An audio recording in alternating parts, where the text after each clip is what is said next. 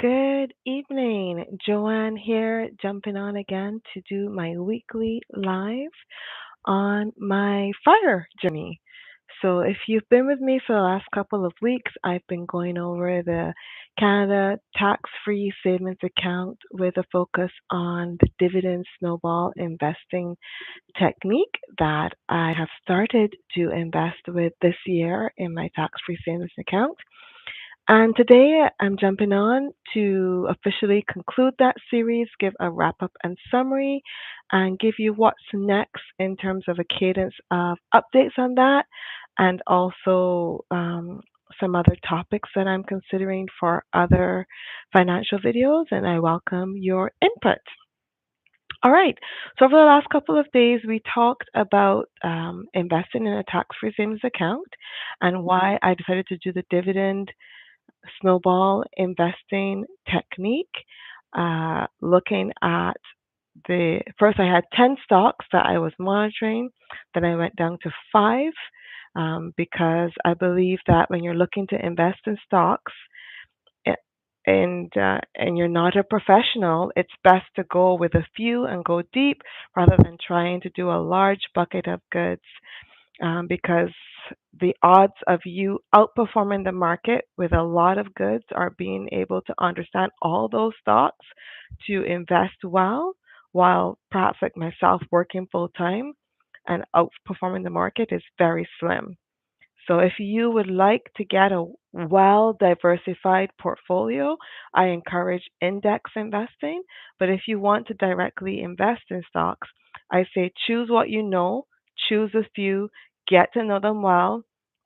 You're looking at something that's highly profitable, has good management, has is one of the top in their industry and have shown a track record of growth and have clear plans to stay on the leading edge within their industry or within their niche.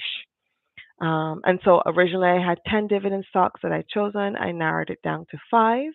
I started first with hoping for a sale, but then Trump won and the stocks went up in price. So I was like, this sale, I like sales too much. But I'm still monitoring because often at year end, investors or even mutual fund managers, they have to um, sell off to either harvest losses or to pay out to people who are withdrawing from their fund.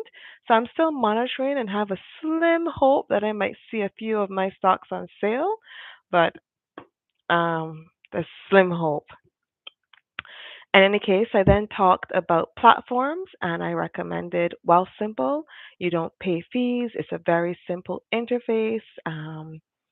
And a wide range of investment vehicles and really easy to open up actually multiple accounts because I have multiple accounts with them.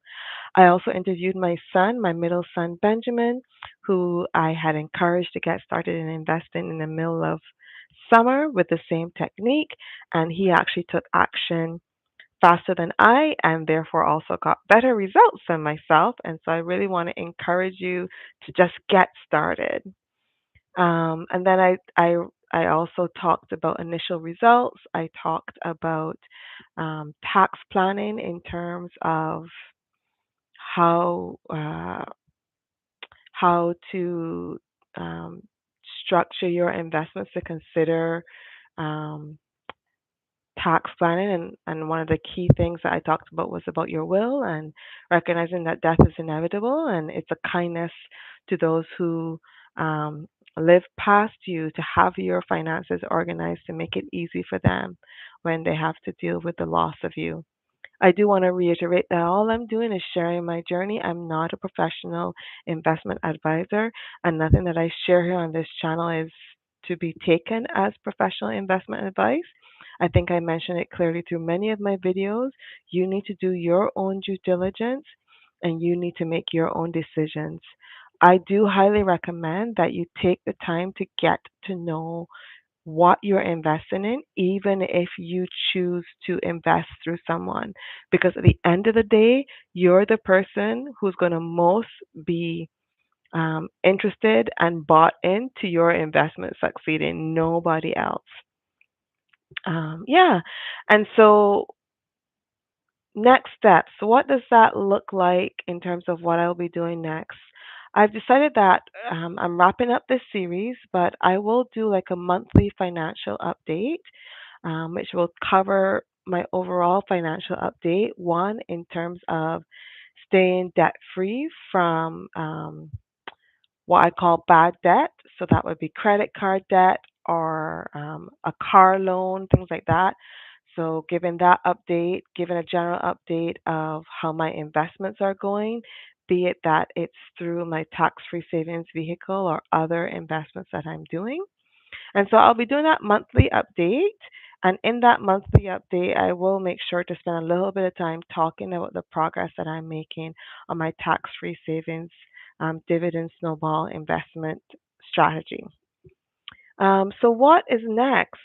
So, I really have a couple of thoughts in terms of like another topic group that I could cover, and I welcome your ideas. And so, one of the things that I'm really focused on in my fire journey and what I believe in is that it's great to have passive income, and I definitely have that to some aspect with um, one real estate investment that I'm looking to expand, and I do have investments now in the stock market with income. But I also believe, in general, at least for me, when I think about my fire journey, I want I do want to have more freedom of choice of my time, but I still want to be bringing value in some way, shape, or form. And so I'm really looking at active business income.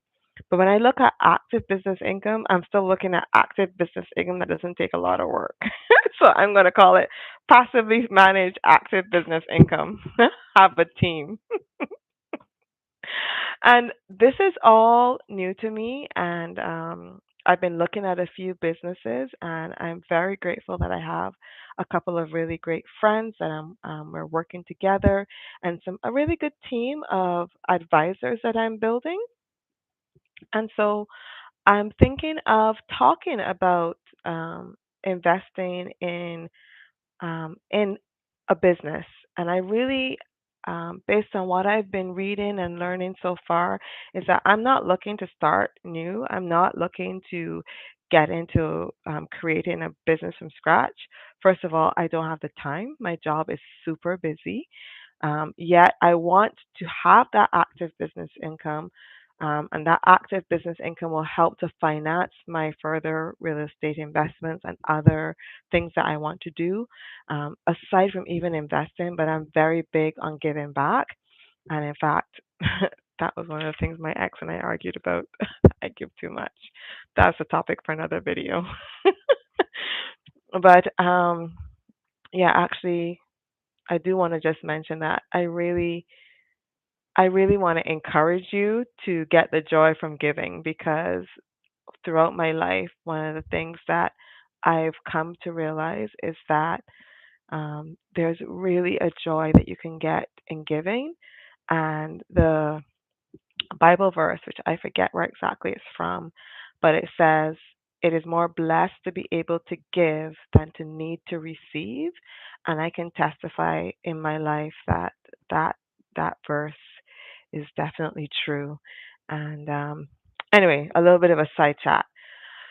So, yeah, so looking at doing a series on buying existing profitable small businesses.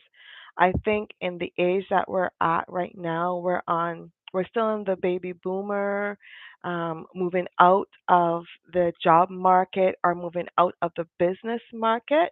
And in fact, if you watch any other of the larger channels that are talking about small to medium sized business or starting your own business, a lot of them are talking about the opportunity during these next several years for people to um, step into existing businesses where the owners are in that baby boom age and they're looking to retire, and maybe there's nobody in their family who's interested in taking on the business, or maybe they don't have those people or descendants in their family who would even be someone that they could bring in and train in the business.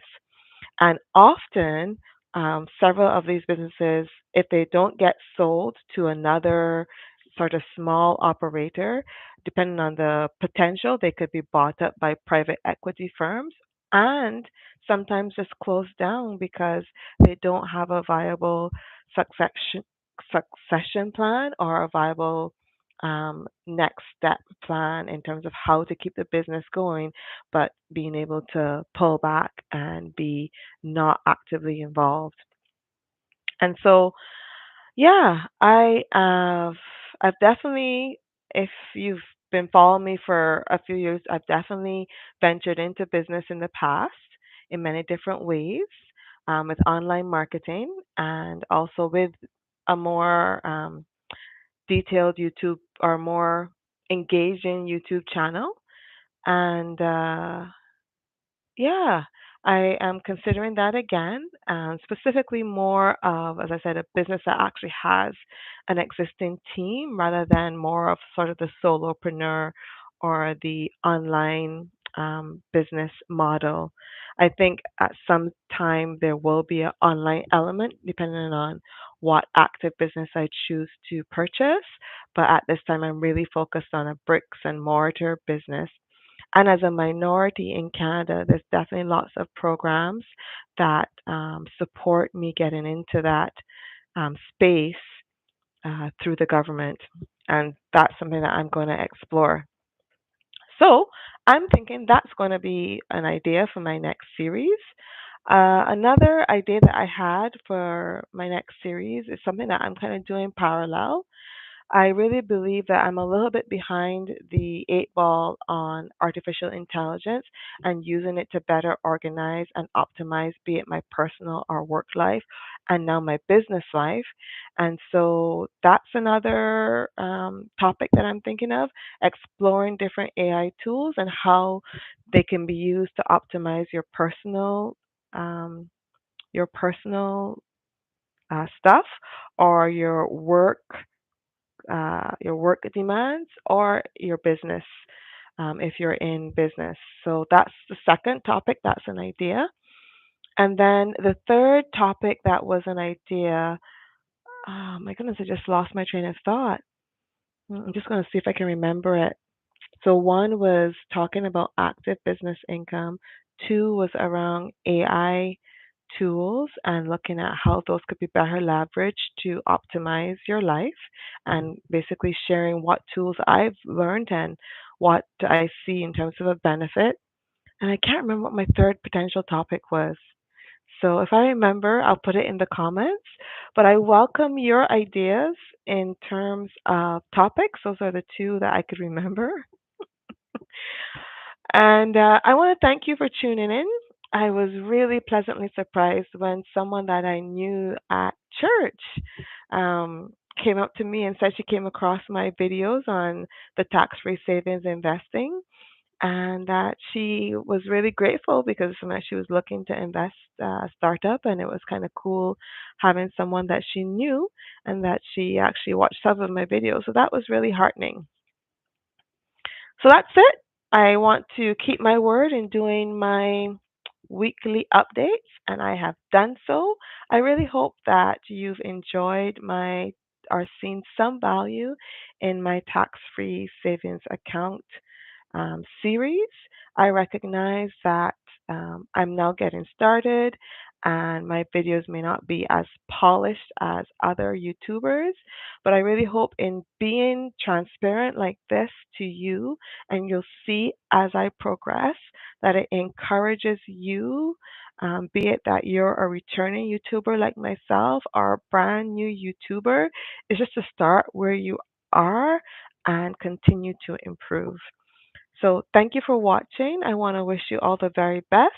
And it is the Christmas season, so I'm going to say Merry Christmas to you and yours. See you next week.